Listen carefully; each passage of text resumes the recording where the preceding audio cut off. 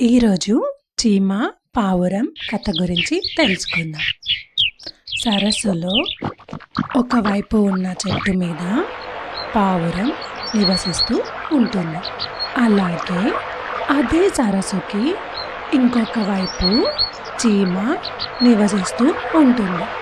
కొన్ని రోజుల తర్వాత ఆ సరస్సులో నీళ్ళు ఎక్కువ అవ్వడం వల్ల చీమ జారి దాంట్లో పడిపోతుంది. అలా ఆ చీమ ఆ ప్రవాహంలో కొట్టుకుపోతూ ఉంటుంది.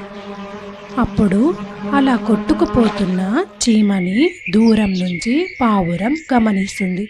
ఎలాగైనా దానికి సహాయం చేయాలని ఒక ఆకుని తీసుకొని వచ్చి చీమ దగ్గర వేస్తుంది.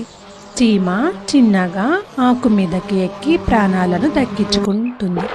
అలాగే ఆ చీమ ఒడ్డుకు వెళ్ళేంత వరకు పావురం గమనిస్తూ ఉంటుంది. చీమ క్షేమంగా ఒడ్డుకి వచ్చిన తర్వాత పావురం అక్కడ నుంచి వెళ్ళిపోతుంది. అలా రోజులు గడిచిపోతూ ఉంటాయి. ఒకరోజు అదే చెట్టు మీద పావురం ఉంటుంది. అక్కడికి చీమ ఆహారానికి వస్తుంది.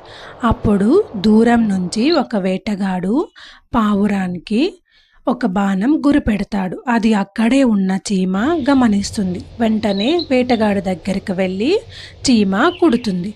అప్పుడు వేటగాడు వేసిన బాణం కొంచెంలో పావురం పక్కన పడుతుంది. అది చూసిన పావురం ఒక్కసారిగా ఉలిక్కి పడుతుంది. అక్కడ నుంచి అది ఎగిరిపోతుంది.